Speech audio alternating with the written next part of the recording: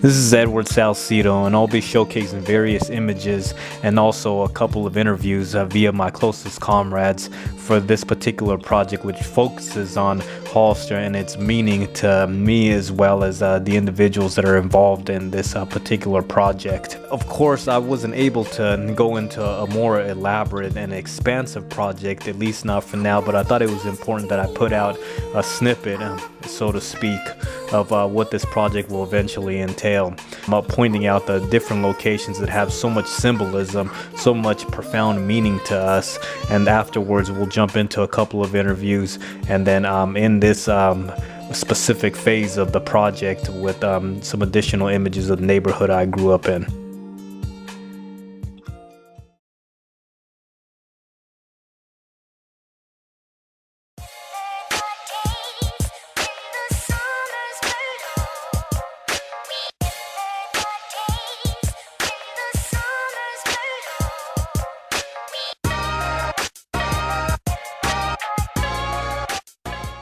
I see an influx of people coming in from out of towns and out of the different states. We have a lot of new residents that are coming in, and unfortunately that brings new people always bring new problems. Old people always have their old problems. Being from Hollister, like I said, I've seen a lot of changes down here. Political, downsizing, upsizing, spending money on stuff they don't need. A lot of different things where little communities really need to just buckle down and know who they're going to be putting in office that can make the right choices for them or with them, per se, not just for them, but with them, and listen to their voice.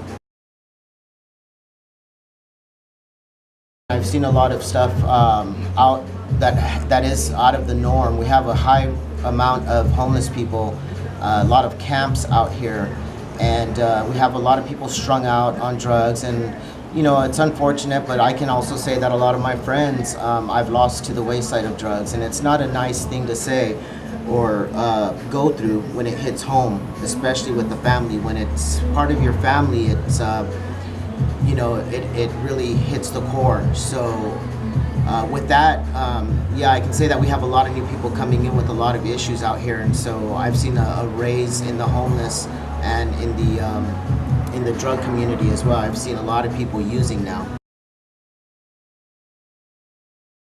Well, you know us, man. We Texan Indians. You already know that. Me, I'm Apache and Wheel-Tecan from Western Texas, and your family is from down south in the Brownsville area, right? Yeah. So, I want to know exactly what you love most about Hollister, and I'm sure that it has something to do with the fact that there's so many other Southwest Indians and Mexican Americans over here, so fellow brown people. So what is it that you love most about Hollister? And I know that you've spent time in the upstate California in the Chico, Oroville, Marysville area, but what exactly drew you back, and what attracts you the most to this little town here? I think for the most part is, it's true that saying, home is where the heart is, or, I came home for a couple of different reasons, but what makes Hollister, I think, a really nice town is the fact that, yeah, we're a mixed people out here. I really believe that in 10, 20 years from now, we will be the majority, the brown-skinned people will be the majority, and at that point, our voices will have to be heard. So for now, we're just moving along steadily, doing what we have to do to grow as people.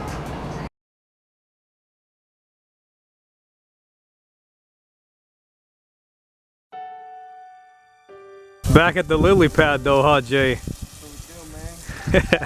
Things grow now. Before it was all about destroying stuff, now it's all about helping it grow. Southwest Indian style, huh? People's art, man. Pays homage to your kickable background, right? You used to be idolizing Dennis Eckersley, and you had that mean hook and curveball like him, huh? That's all there is to do in this town. You either playing ball or playing ball. Yeah, no ball, doubt, Jay. Baseball. Yeah, pitcher, first baseman, catcher, played it all. Started in the outfield, but got better. And chasing Tiffany Freeman and Heather Acosta. And you can't forget Stephanie Leon, the blue-eyed gal, huh? Although this is just a preview, it was an effort to highlight the perspectives of longtime residents of Hollister. We're part of a storied tradition of Native people migrating to California, the state we love, and the desert Southwest, the land in our spirits. Small town Central and Northern California residents have seen the economic, societal, and cultural changes that have left us to not only criticize what is responsible for this, but to seek and take part in actions which combat the intrusion. Uncle Rob has opened up a business which provides the community with affordable clothing, demonstrates that a local can succeed financially through a venture of this kind, and J Frog actively pursues a music and film production career with an array of projects that emphasizes Hollister upbringing while still having time to shoot the breeze and reflect on the harmony of youthful days in the 1990s with the comrade who left town for college after high school but never forgot where his heart and soul remained at. This is the Hollister that I know, a town whose residents remain resilient and persevere in the face of out-of-towners who attempt to infringe on our culture. In my hometown, I'm a fourth-generation resident connected by tradition to the core of authentic Hollister society. The Irish, Germans, Southern Europeans, Mexicans, and us half-breed Indians, well, we form what we know as our town, whose old-time image we continue to uphold each and every day we are alive in this realm of our existence.